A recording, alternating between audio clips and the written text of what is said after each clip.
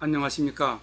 오늘은 생활상식과 관련된 내용인데 선순위 전세권 임차인 가장 편하고 확실한 보호 방법이라는 제목으로 선순위 전세권자나 임차인의 경우 주인집이 경매를 당했을 때 가장 확실한 보호 방법을 말씀드리겠습니다. 먼저 선순위 전세권이란 등기부상 1순위로 전세권을 설정한 경우를 말합니다. 아파트, 빌라 등 주택의 경우 거의 대부분 대출을 받아 잔금을 치르는 관계로 은행 근저당권이 1순위인데 간혹 드물게 전세권이 1순위로 오는 경우가 있습니다. 대개는 주인이 전세권 설정을 꺼리기 때문에 거의 대부분 세입자는 전세권 설정을 하지 못하고 확정일자로 대신합니다. 사실 아파트, 빌라와 같은 공동주택, 집합건물에서는 굳이 전세권 설정을 하지 않아도 전입신고를 하고 이사를 하고 그리고 확정일자를 받으면 그 법적 효력은 전세권 설정을 한 것과 같다고 봐도 관계가 없습니다. 그런데 세입자가 계약 당시 주인에게 전세권 설정을 조건으로 계약을 하겠다고 하고 주인이 동의하면 전세권 설정이 이루어집니다. 전세권이 설정되면 등기부에 표시가 되니 세입자의 입장에서 마음도 든든하고 때에 따라서는 굳이 전입신고를 안 해도 되고 만약 기간 만료 후에 주인이 보증금을 빼주지 않으면 전세권에 기하여 바로 경매를 신청할 수 있는 등 편리한 점이 있습니다. 그리고 전세권을 설정하고 전입신고까지 하면 전세권자로서의 권한과 임차인으로서의 권한을 둘 다 받을 수 있고 선택적으로 권리를 주장할 수 있는 장점도 있습니다. 그러나 확정일자만 받아도 되는데 굳이 전세권까지 설정한 경우는 만기 시에 비용을 들여 전세권을 말소해 줘야 하는 번거로움도 있습니다. 그런데 문제는 확실하게 보증금을 보호받으려고 등기부상 아무것도 설정되지 않은 상태에서 1순위로 전세권을 설정했는데 주인집이 경매를 당한 경우 고민거리가 발생합니다. 경매를 당하면 절차상 집행관들이 와서 현장 조사도 하고 배당 요구, 권리신고를 하라고 통지가 오는데 어떤 사람은 배당 요구를 하라고 하고 또 어떤 사람은 그냥 있으라고도 합니다. 그때 과연 누구 말이 맞는지 어떻게 해야 좋은지 고민거리가 아닐 수 없습니다.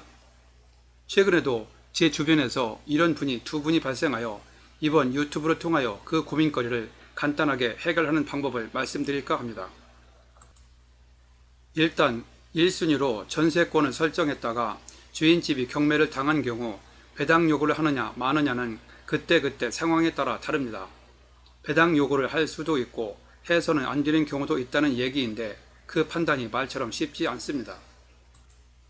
왜냐하면 물어보는 사람마다 약간씩 그 대답이 달라서 그런데 그 고민거리를 해결하는 가장 간단하고 확실한 방법은 배당 요구나 때에 따라서는 경매 신청 등 아무것도 하지 않고 그냥 가만히 있는 것입니다. 제일 편한 방법이죠. 그런 경우 누가 낙찰이 되든 선순위 전세권자의 보증금을 전액 물어줘야 합니다. 그러므로 선순위 전세권자는 주인집이 경매를 당했을 때 법원에서 아무리 연락이 와도 아무것도 하지 않고 가만히 있다가 낙찰된 경우 낙찰자가 찾아와 집을 비워달라고 하면 그때 보증금 전부를 받아야만 집을 비우겠다고 하면 됩니다.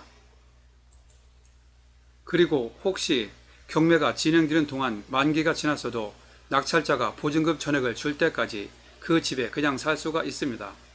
물론 관리비는 내야 합니다. 안 내면 관리사무소에서 단전 단수를 할 수 있으니까요. 그리고 선순위 전세권자가 주인집이 경매를 당했을 때 아무것도 하지 않게 되면 법원에서 계속 통지가 올 때마다 매번 대응을 해야 하는 번거로움도 피할 수 있는 장점이 있습니다. 그래서 어떤 경우이든 선순위 전세권자는 아무것도 하지 않는 것이 보증금을 가장 편하고 확실하게 보호받는 방법이라고 말씀을 드리는 것입니다. 그런데 선순위 전세권자가 주인집이 경매를 당했을 때 배당 요구를 하게 되면 상황에 따라 낭패를 볼 수도 있습니다. 간혹 경매 실무를 잘 모르는 변호사, 법무사에게 상담을 한 경우 사건 전후를 제대로 따져보지 않고 의뢰인이 원한다는 이유로 의뢰인이 원하는 그대로 신청서를 제출하는 경우 그럴 수 있습니다. 만약 전세를 들어갈 때보다 시세가 비슷하거나 올랐다고 하면 주인집이 경매를 당해도 어차피 등기부상 1순위이므로 보증금을 거의 배당받을 수 있으니 문제는 없을 것입니다. 그런데 문제는 전세를 들어갈 때보다 집값이 떨어지는 경우입니다. 어느 정도 떨어지는 경우는 문제가 안 될 수도 있으나 현저하게 떨어져 낙찰가가 전세 보증금 이하로 되는 경우에는 보증금에서 손해가 날 수 있습니다. 그 경우 손해난 보증금은 받을 길이 없게 되는 경우도 있습니다. 왜냐하면 낙찰자의 입장에서 전세권자의 배당 요구는 법적으로 전세권 포기 의사로 간주하므로 손해난 보증금을 물어줄 필요가 없고, 전주인의 입장에서도 대개가 부도가 난 상태이므로 법으로 해도 현실적으로 보증금을 줄 여건이 안 되는 경우가 많기 때문이죠. 이러한 이유로 다시 한번 말씀드리지만, 선순위 전세권자의 경우 주인집이 경매를 당했을 때 배당 요구 또는 경매 신청 등 아무것도 하지 않고 그냥 있는 것이 가장 낫다는 것입니다. 전세를 들어갈 당시보다 시세가 올랐든 떨어졌든, 그리고 법원에서 연락이 오든 말든 아무런 신경 쓸 필요가 없이 전주인에게 줬던 보증금을 가장 확실하게 보호받는 방법입니다. 선순위 임차인도 대항력을 갖춘 경우 주인집이 경매를 당했을 때 배당 요구를 하지 않고 가만히 있다가 낙찰된 후 낙찰자에게 보증금 전액을 달라고 하는 것이 가장 편한 방법이라고 생각합니다. 대항력 있는 선순위 임차인이 배당 요구를 한 경우 혹시 모자라는 보증금은 전액 보호를 받을 수 있으나 배당 요구를 하게 되면 법원에 왔다 갔다 해야 하는 불편함이 있습니다. 그러므로 선순위 임차인은 배당 요구를 해도 되고 안 해도 되긴 한데 어떤 것이 편한지는 개인 여건, 성향에 따라서 판단하시기 바랍니다.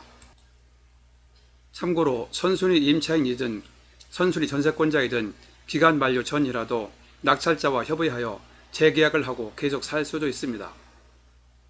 오늘은 선순위 전세권자나 선순위 임차인이 주인집이 경매를 당했을 때 온전하게 보증금을 보호받을 수 있는 방법에 대하여 말씀드렸습니다.